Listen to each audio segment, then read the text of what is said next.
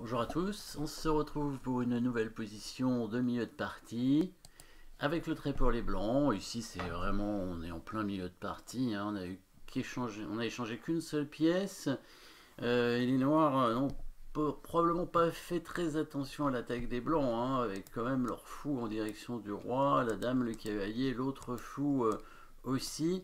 Je pense que le dernier coup des noirs, c'est le coup de cavalier en A5, qui est une erreur évidemment, mais bon, déjà la position noire était quand même pas simple, hein. Il y avait les pièces blanches qui étaient déjà bien placées en attaque, et du coup là les blancs vont en profiter, hein, vont en profiter pour créer des menaces et gagner bien sûr du matériel, hein, plein de pièces en direction du roi. On voit évidemment surtout cette attaque sur ce pion ici, hein, à la fois avec le fou et avec la dame. On pourrait envisager d'ailleurs le coup forcé fou prend ou dame prend, mais ça va perdre un fou, hein, et on voit pas trop après comment on va pouvoir faire quoi que ce soit. Menace de mat dans cette position, est-ce qu'il y en a des menaces de mat? Pas évident, je pense pas. Non, il n'y a pas de menace de mat dans cette position, en tout cas pas immédiate et pas forcée. Donc évidemment, eh ben, on va du coup, quel est le coup forcé qui nous reste par la suite? Donc n'hésitez pas à mettre la pause, hein, si vous voulez le trouver, mais si c'est pas un échec, si c'est pas une menace de mat, qu'est-ce que ça peut être?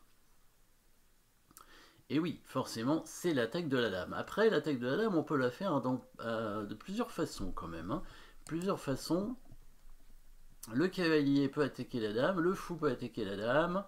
Et oui, c'est à peu près tout. Il y a trois possibilités pour attaquer la dame. Évidemment, on va regarder en priorité peut-être les attaques qui ne donnent pas de pièces. Donc avec le cavalier, hein, a priori, hein, sur les deux cases, il attaque la dame, hein, la case Kasparov, la fameuse case F5 ici, qui est très forte bien sûr pour le cavalier, mais aussi la case G6 où il ne sera pas pris par le pion puisque celui-ci est cloué, hein, par le fou.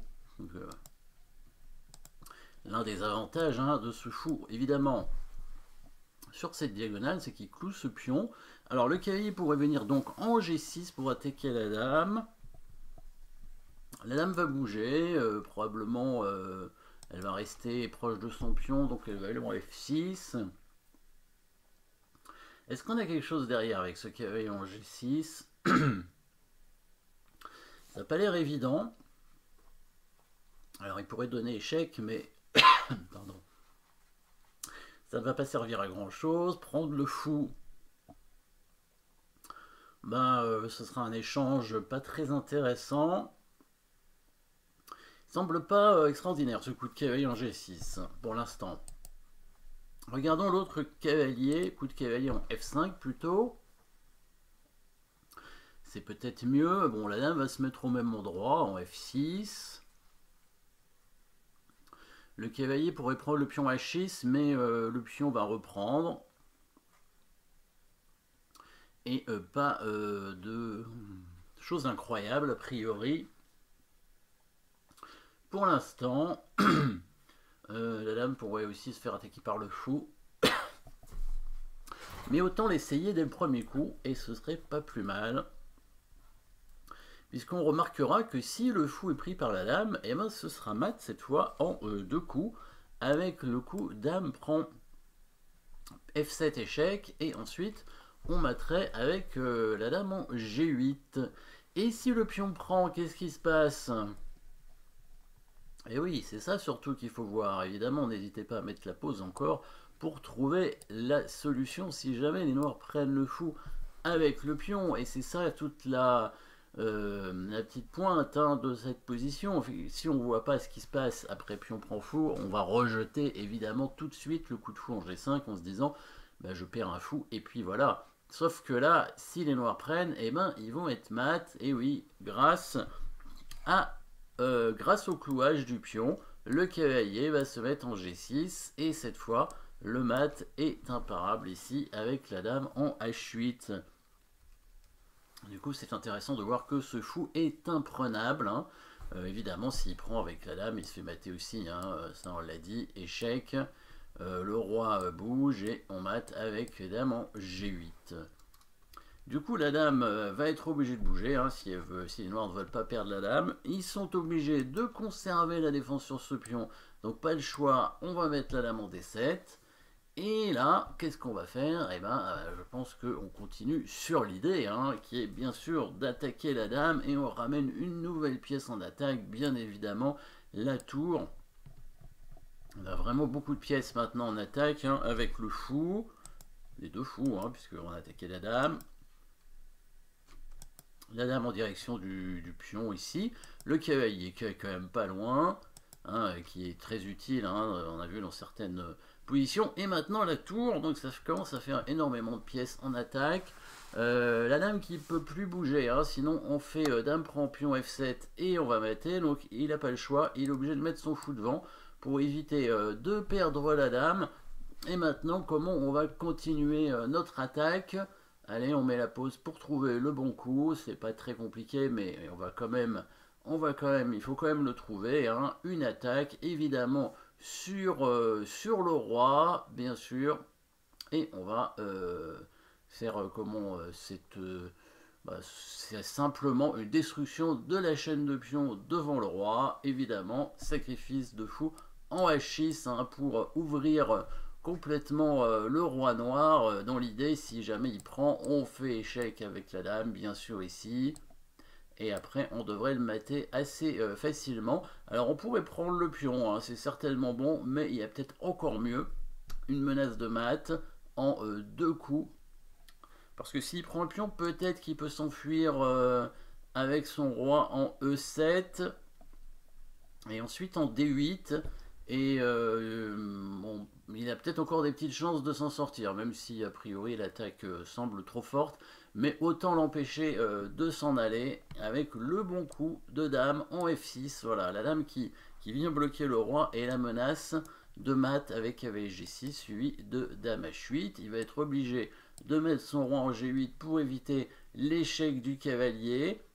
Et ici, on va de nouveau menacer mat, ce qui va le forcer à donner sa dame. Alors, attention, hein, on va pas mettre le cavalier en G6 cette fois, parce qu'il va faire roi H7. Hein, ce serait une erreur. Si on fait roi G6, il fait roi H7 et il part le mat, et la partie continue.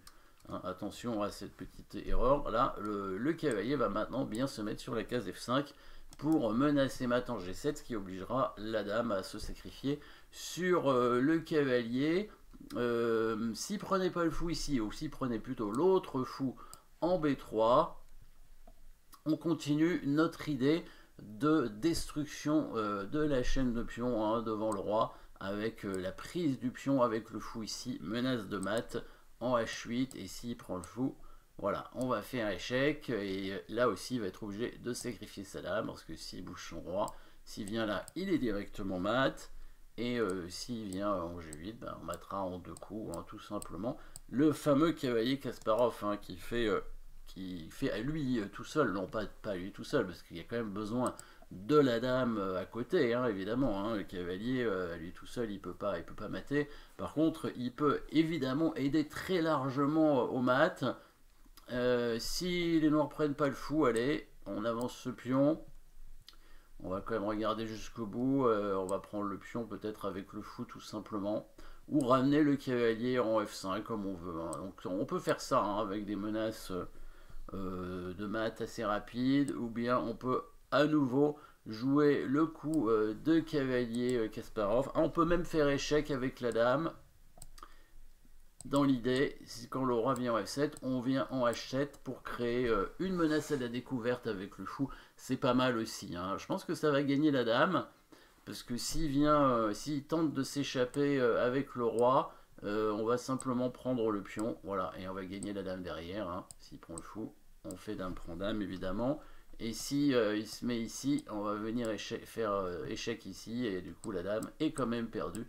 Donc ça fait une attaque, évidemment, très forte, en fait en direction de la dame. Hein. Tout se joue a priori sur la dame, qui est le défenseur, hein, principal du roi noir. Si on arrive à la chasser, si on arrive à la capturer, bon, bah, on devrait réussir évidemment à gagner. Hein. Si on a une dame de plus, en général, on a des chances de gain Mais cette dame, en tout cas, on l'attaque et ça permet d'utiliser aussi toutes les pièces, hein.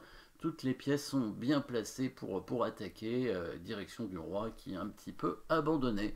Voilà, jolie combinaison d'attaque. Merci d'avoir suivi cette position et à très bientôt.